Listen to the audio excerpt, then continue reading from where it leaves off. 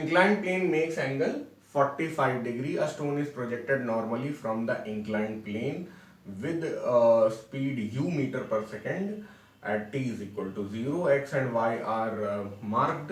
कहाँ कहाँ x direction है y डायरेक्शन ऐसे हैं, और length of the incline is very large, जिससे कि स्टोन उसी में गिरेगा लौट कर, और एयर फ्रिक्शन आप नेग्लेक्ट कर लीजिए, कॉलम 1 और कॉलम 2 को मैच करिए। तो सबसे पहले u डायरेक्शन समझते हैं। u की डायरेक्शन y की डायरेक्शन जैसी है, तो हम लोग एक u लिख सकते हैं कैसा, y की डायरेक्शन जैसा, ठीक है, मतलब ये और ये एक जैसे है। u थोड़ा बड़ा लिख दिया मैंने, यानी यहाँ पे uy दिया गया है आपको u, और कोई एक तरीके से इस डायरेक्शन में ux तो है ही नहीं, है ना, पूरा इसी से चिपका के इसे फेंका गया है।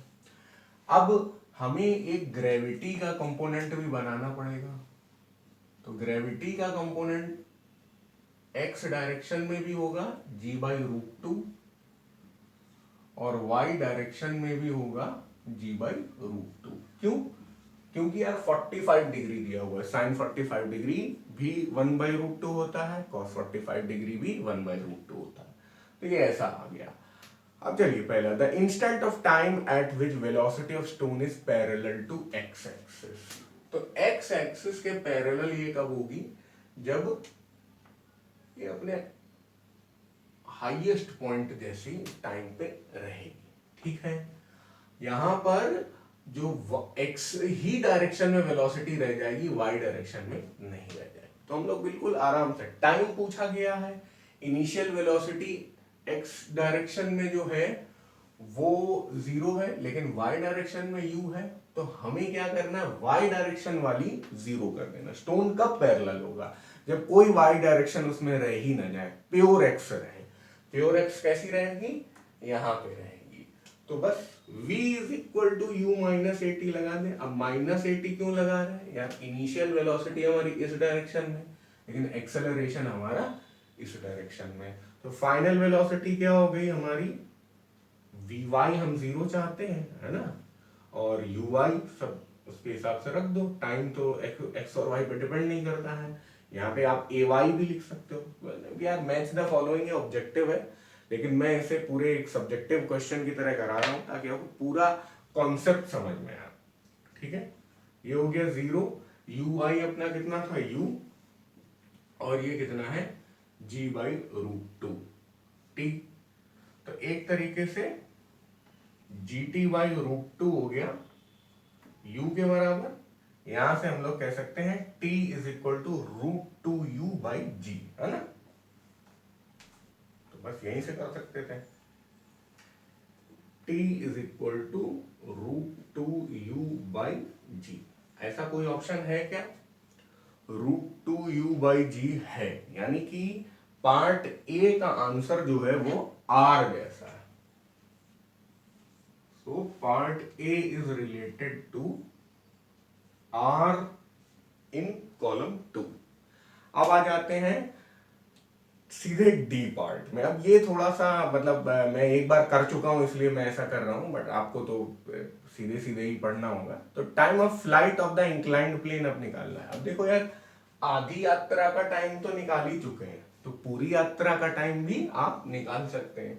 तो t is equal to total time of flight, इसका 2 टाइम्स 2√2u/g, यानी कि डी ऑप्शन जो है वो किससे जुड़ा हुआ है, p से जुड़ा हुआ है। एक तरीके से आप देख सकते होंगे कॉलम 2 में, कहा जहां पे कॉलम 2 है वहां पे 2√2/g आपको दिख रहा है ना। तो d का है p, तो दो हम लोगों ने तेजी से सॉल्व, है ना, ए का आर और डी का हो गया पी। अब उसके बाद the instant of time at which velocity of stone makes an angle theta is equal to 45 degree with positive x axis in clockwise direction. ये थोड़ा सा मुझे कठिन लग रहा है, तो चलो मैं सी पार्ट कर देता हूं। The instant of time which component of displacement along x axis becomes half the range on inclined plane, यानी कि आपसे बोला गया है कि डिस्प्लेसमेंट का component half of the range हो जाए।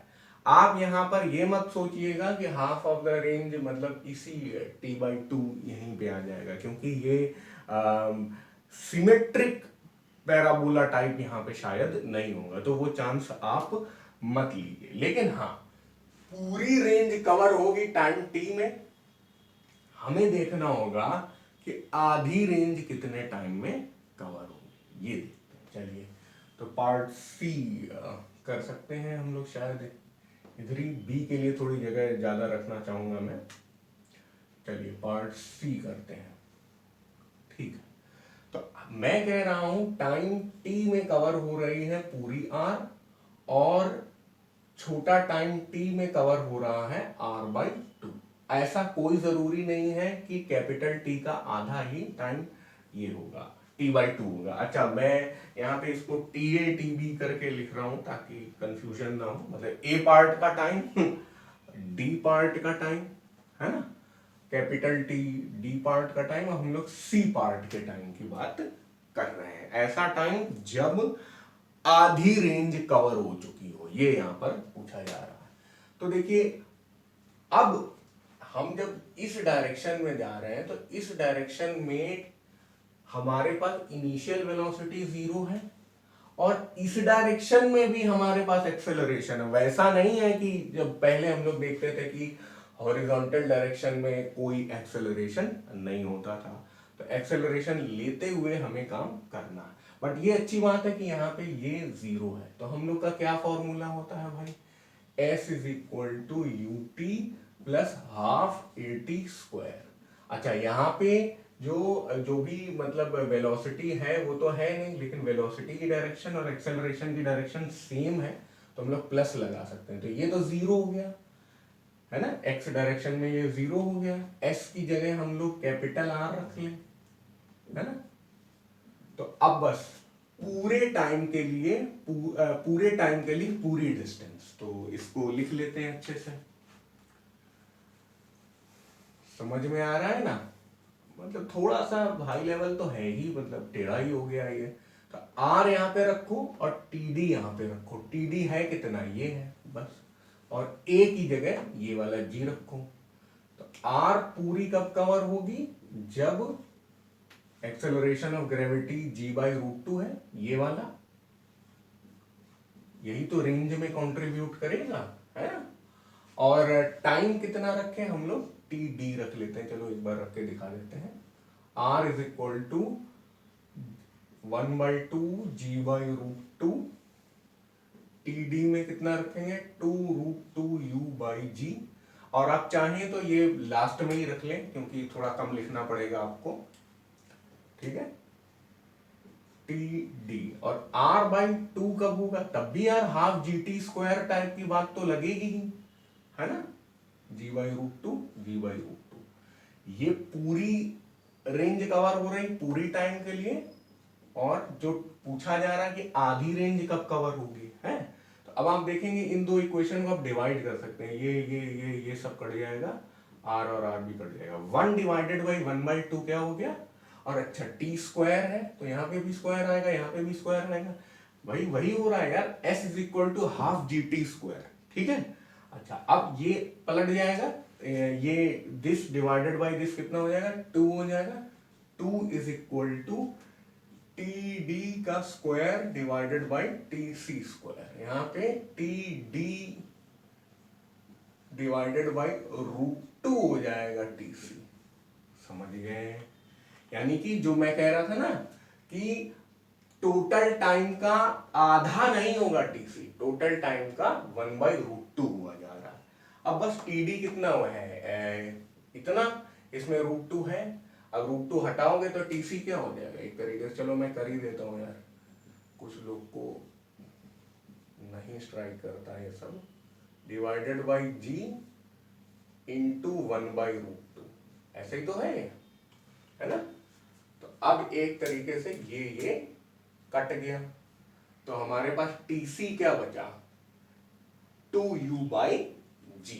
अब देखो यार, C पार्ट 2u/g है कहीं, हाँ Q है, तो पार्ट क्यू जैसा हो गया ये। सी का आंसर आ गया पार्ट क्यू। थोड़ा सा अच्छा कर देते हैं सब कुछ। 3 पार्ट निकाल चुके हैं तो यार क्वेश्चन तो यहीं पे खत्म हो चुका है। बट अगर सिर्फ एक ही क्वेश्चन पूछा होता यही वाला और उसमें 4 ऑप्शन दिए होते तो कैसे करते हैं।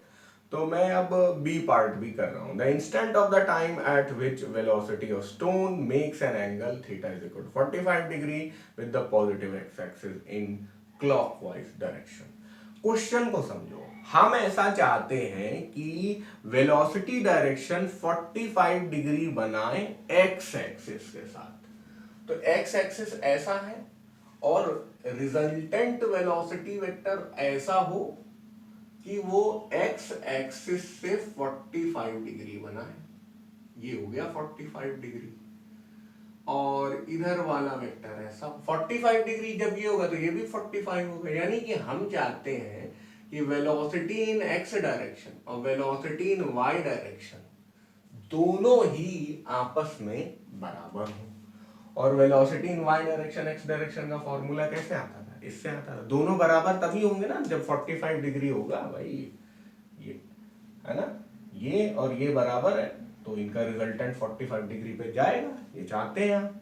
तो अब क्या करेंगे बी पार्ट में? आप कहेंगे भाई मेरा Vy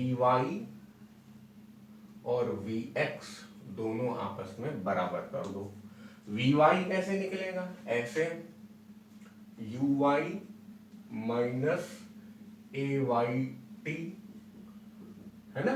y डायरेक्शन में माइनस लगेगा क्योंकि y डायरेक्शन में वेलोसिटी ऐसे जा रही है और एक्सेलरेशन ऐसे जा रहा है। बट x डायरेक्शन में वेलोसिटी ऐसे है जो कि 0 ही है और माइनस AY AXT।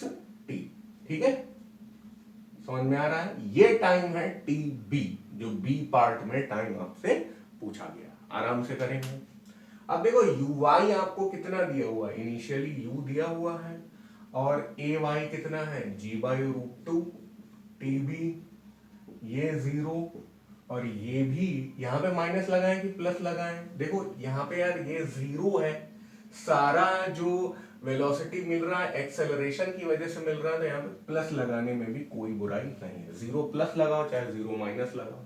ठीक है, 0 माइनस लगाने में फिर ये कैंसिल ही हो जाएंगे तो u इज इक्वल टू 0 आ जाएगा। वो हम नहीं चाहते हैं। ठीक है, तो यहाँ पे यार प्लस लगाना लॉजिकल है क्योंकि 0 वेलोसिटी से आप x डायरेक्शन में चल रहे हैं। सारा एक्सेलरेशन x डायरेक्शन में G/√2 ही दे रहा है तो 0 प्लस लगाओ ना। ठीक है, अच्छा अब यहाँ पे G/√2 TB आ गया। अब आपको आंसर दिखना शुरू हो जाएगा। ये इस साइड चला जाएगा तो u is equal to, hopefully सब दिख रहा है आपको, u इज इक्वल टू ये चीज 2 बार आ जाएगी 2/√2 GTB। ठीक है, अब हमें यहां से एक तरीके ये काटेगा तो ये √2 आ जाएगा, है ना। तो TB is equal to u divided by g, नीचे आ गया और √2 भी नीचे आ गया तो u डिवाइडेड बाई √2g आ गया। ठीक है, ये भी नीचे आ जाएगा ना, जैसे √2g। अब तो वैसे तो ऑप्शन दिख ही रहे हैं तो g डिवाइडेड बाई √2g या u डिवाइडेड बाई √2g कौन सा है? ऑप्शन S है ना। तो b का आंसर क्या हो गया? S। मैंने सबके जोड़े लिख दिए हैं, A का R, B का S बुलशिट और C का Q और D का P DP। तो ये आ गया अपना पेंडिंग पार्ट यानी कि पार्ट बी। सारे टाइम मैंने बॉक्स कर दिए हैं आपके लिए। अच्छे से इसको एक बार और देखिए पूरा वीडियो। थ्योरेटिकल चीज है और पूरा जो इंक्लाइंड प्लेन पे प्रोजेक्टाइल का कॉन्सेप्ट है ये अकेला क्वेश्चन आपको समझाने में सक्षम है। Really a good question.